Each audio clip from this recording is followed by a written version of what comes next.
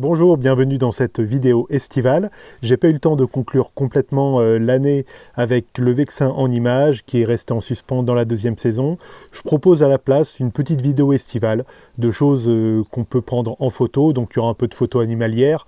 Alors photos animalières avec du matériel normal, donc ça va pas voler très haut, mais photos animalières quand même, photos de paysages, photos d'objets, etc.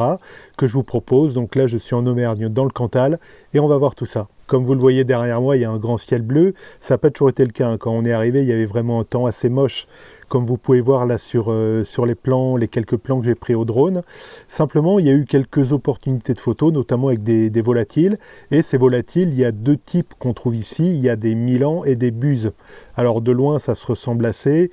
Ils se distinguent en principe. Donc le milan a une queue en hirondelle et la buse a une queue plutôt standard. C'est un petit aigle quoi.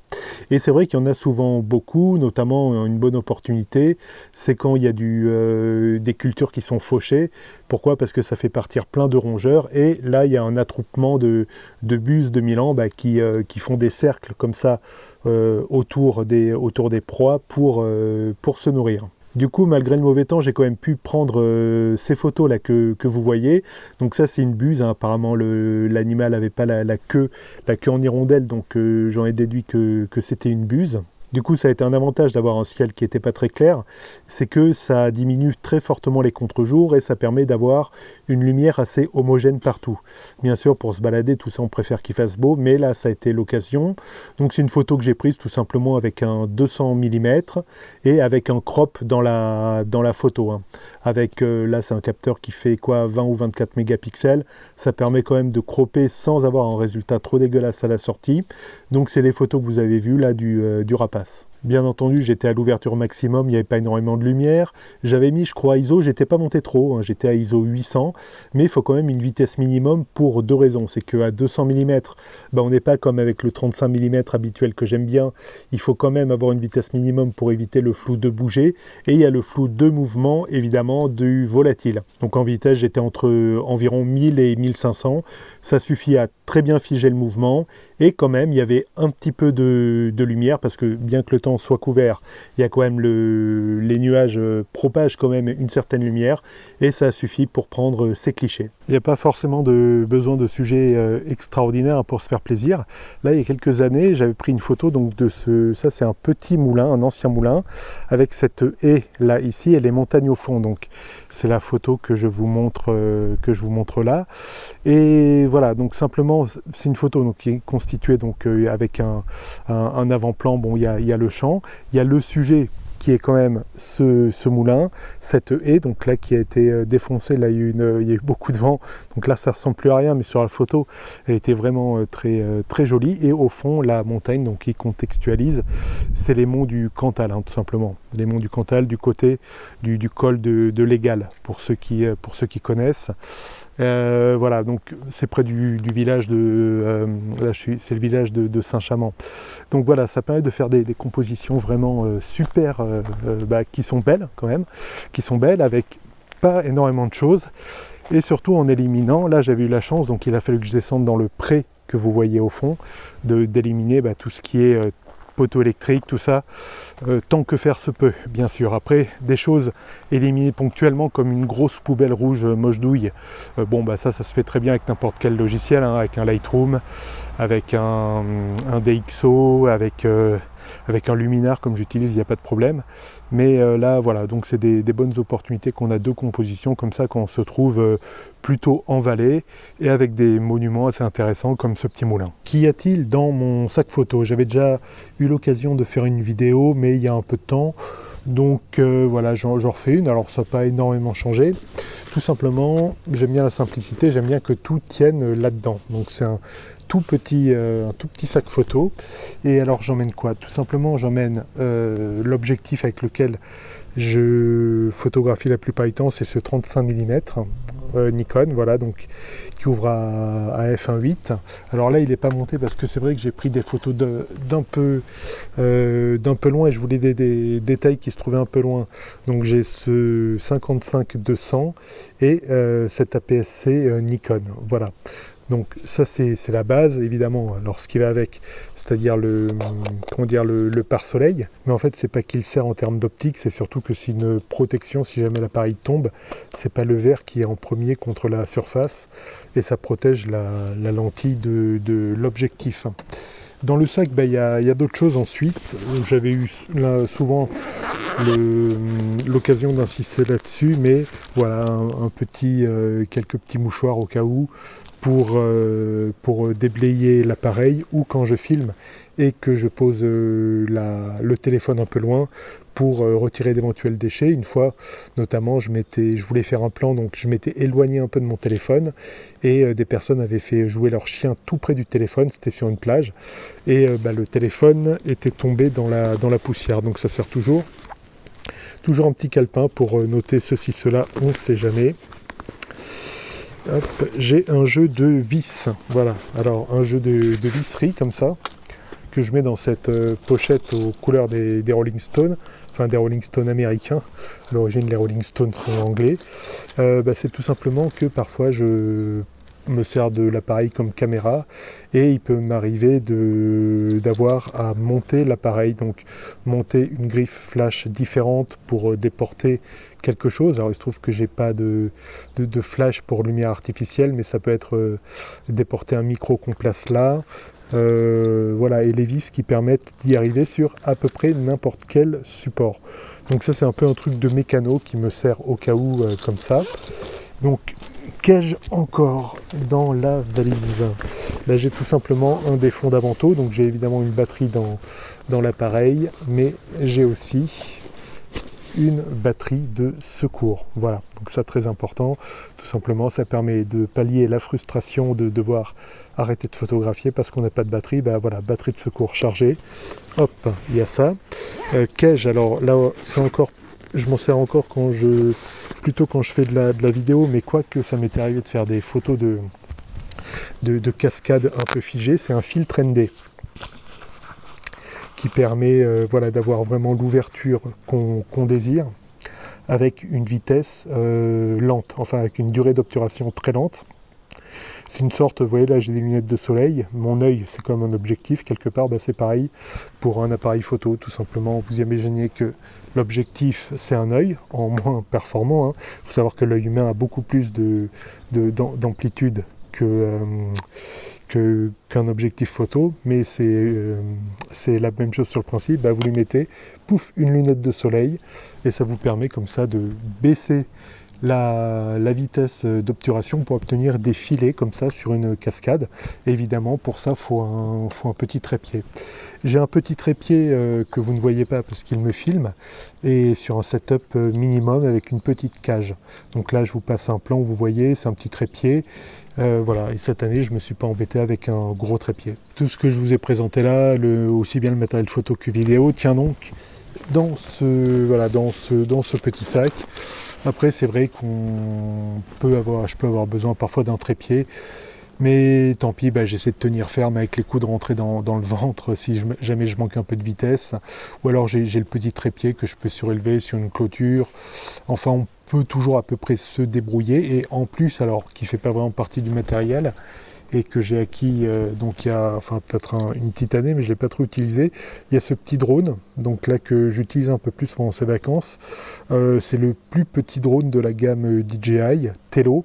Je sais même pas, en fait c'est Powered by DJI, mais je sais pas si c'est eux qui le fabriquent vraiment, c'est plus endorsé.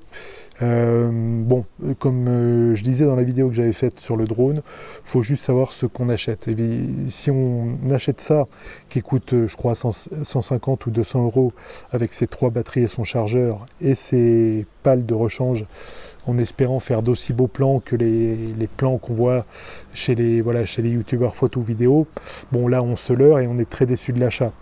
Il se trouve que moi, pour mon utilisation personnelle, pour quelques petits plans d'appoint que vous pouvez voir ici ou là dans ce vlog, pour me faire plaisir, parce que c'est marrant de piloter ça convient tout à fait. Dans ce cas-là, il n'y avait pas d'illusion quand j'ai acheté ce petit drone. Et bon, il satisfait tout à fait les attentes que j'en avais, quoi. Voilà, petite vidéo de temps en temps d'appoint, de petits plans de coupe assez sympas, mais pas de grands plans cinématiques, évidemment, avec un drone qui vole à 30 mètres de haut. Là, on est limité à 10 mètres, ce qui est déjà pas trop mal pour faire quelques belles prises. Et voilà, ça me suffit amplement. Nouvelle journée, je vous propose une petite balade sur un site où apparemment il y a eu on a retrouvé des restes datant de la préhistoire, donc un habitat préhistorique. Alors j'y étais déjà allé il y a plusieurs années, du coup mon souvenir est un peu diffus. Je ne sais pas si vous voyez ce que je veux dire, parfois on a un souvenir qu'on embellit un peu, qui date d'il y a ça très longtemps, et quand on revient sur les lieux, on se dit bah finalement c'était pas terrible. Voilà, donc je sais pas du tout ce que ça va faire. Bon, j'avais pas non plus trouvé ça spectaculaire là quand j'y étais allé, mais c'est vrai que c'est assez marrant de voir une petite grotte en fait, où il y avait des hommes préhistoriques. Donc de mémoire, je sais pas s'il y est toujours, il y a un panneau explicatif. Donc au niveau des dates, tout ça, je pourrais vous en dire plus une fois qu'on sera sur place. Et donc c'est toujours dans la commune de Saint-Chamand, près d'un hameau qui s'appelle Cor, avec un fameux rocher qui est pas loin et où est creusé justement, enfin où il y a cette caverne, enfin qui est une caverne à ciel ouvert, hein, d'hommes préhistoriques. Donc c'est le rocher de Cor. Voilà, donc on va voir tout ça et on va voir ce qu'on va y découvrir ou y redécouvrir.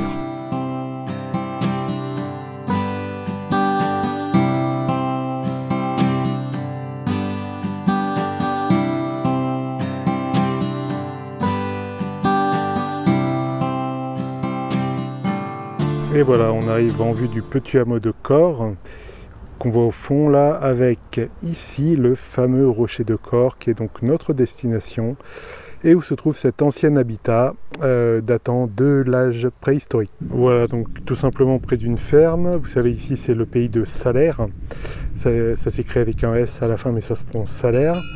Avec ici, alors là c'est pas les vaches, je pense que c'est le taureau et des jeunes veaux sans doute, mais voilà, c'est en tout cas des vaches entre guillemets, vu qu'il s'agit de taureaux typiques de la région, les vaches de Salers, qui donnent de la très bonne viande par ailleurs. Voilà, donc le panneau dont je parlais tout à l'heure, alors là évidemment il est en morceaux, mais voilà, ça nous dit que l'habitat c'était d'il y a environ 12 000 ans, donc c'est à peu près le début du néolithique, hein, si mes cours d'histoire sont encore frais. Et voilà, donc des campagnes de fouilles entre 88 et 92. Des hommes ont vécu ici, alors que les glaciers qui couvraient encore le massif avaient presque totalement disparu. Et il s'agit d'un des plus vieux habitats connus du massif cantalien. Et on va aller voir ça. Vous voyez, c'est à 300 mètres. Donc ça va être assez rapide. Et voilà, on longe un petit muret. La dernière grange là, que vous voyez à droite.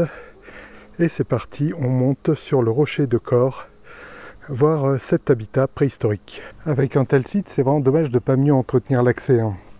Là, il y a plein de ronces et d'orties, donc voilà, il n'y a pas de problème, hein. Je vais quand même, je pense, arriver au bout, mais voilà, je pense que ça mérite bien, si vous ne connaissez pas la chaîne et que vous la découvrez, un petit abonnement et un petit like, et n'hésitez pas à commenter, peut-être que vous êtes de la région, que vous connaissez aussi ce lieu, que vous y avez des souvenirs, ou pas. Voilà, donc je vais pour vous aller me prendre quelques bonnes piqûres d'ortie, mais bon, alors ça fait longtemps que j'en ai pas eu, mais de mémoire personnellement j'y suis pas très sensible, ça picote, mais voilà, c'est pas bien méchant. Et je me maudis d'avoir mis un pantacourt et pas un jean long. Mais bref, on continue. Nous voici arrivés à l'accès, donc vous voyez, il y a le chemin continu. Il faut longer ces petits cordages là que vous voyez ici. Et tout au bout, ce que vous voyez là, voilà, au niveau de mon doigt, c'est la grotte. Hélas, alors là, ça n'a pas du tout été entretenu. Voilà, il y a un petit beau fossé même. Alors la vidéo souvent écrase, mais bon, je vous garantis qu'on peut pas. Je pense même avec un pantalon complet, je ne serais pas passé, parce que en fait le cordage que vous voyez là était précédé d'une toute petite passerelle, ou du moins ce creux était vraiment assaini. Mais là, voilà, là on peut vraiment pas passer. Donc je vais quand même vous mettre une photo que vous puissiez voir ce que ça à quoi ça ressemble, parce que de là, avec l'objectif de la caméra de l'iPhone, je peux pas zoomer assez, ou alors ça dégraderait l'image, mais je vais vous montrer quand même une photo que vous ne soyez pas monté pour rien, et par la même occasion, moi non plus. Voilà, donc un habitat d'il y a de ça environ 12 000 ans avant Jésus-Christ, donc il y a de ça 14 000 ans, voilà, des gens étaient ici, ils faisaient probablement du feu, manger, tuer ce qu'il y avait à tuer, et se nourrissaient vêtus de peau de bête. Nous voici revenus au niveau du petit hameau de Corre. Voilà, avec une petite composition là, que je trouve pas trop dégueu, vraiment, avec là cette petite baraque agricole, avec une baraque donc, qui est construite à côté d'un rocher, comme, voilà, comme vous pouvez voir, et avec en arrière-plan la montagne. Enfin la montagne, on n'est qu'au début des monts du Cantal, donc disons plutôt la colline.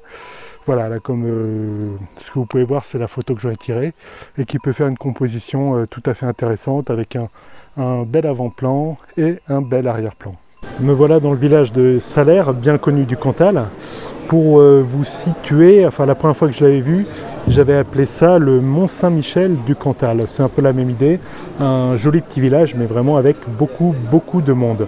Donc là, je vais laisser défiler quelques images une fois que j'aurai fini de parler, où vous verrez un peu le village, vraiment très joli, ses ruelles, sa pierre caractéristique du Cantal, et ainsi qu'une procession, vous verrez, d'un orchestre traditionnel. Je crois que c'est la bourrée auvergnate, avec des personnes en habits traditionnels.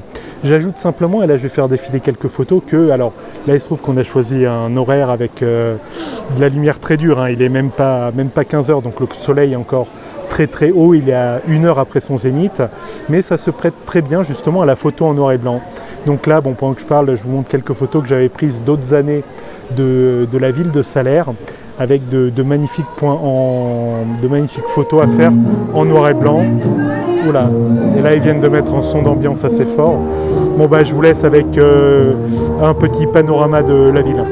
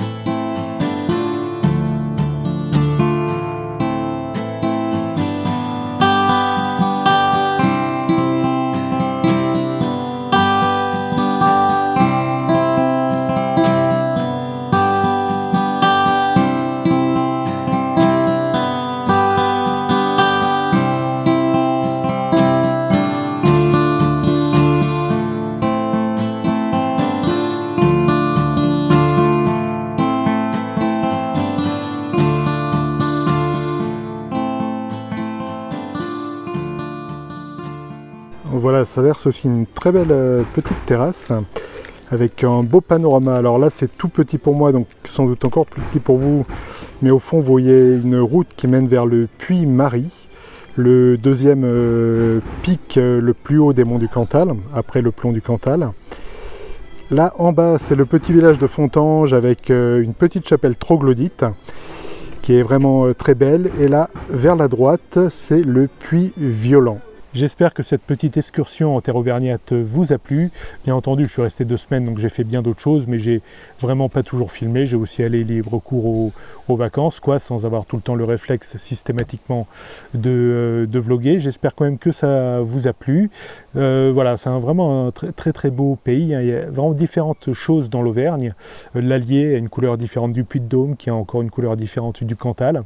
Ici, avec, comme dans des endroits en France, des très belles bâtisses, des très belles maisons, très beaux paysages de moyenne montagne, on va dire, et évidemment, on mange bien avec truffade, des saucissons qui sont très bons, de la viande de Salaire, etc.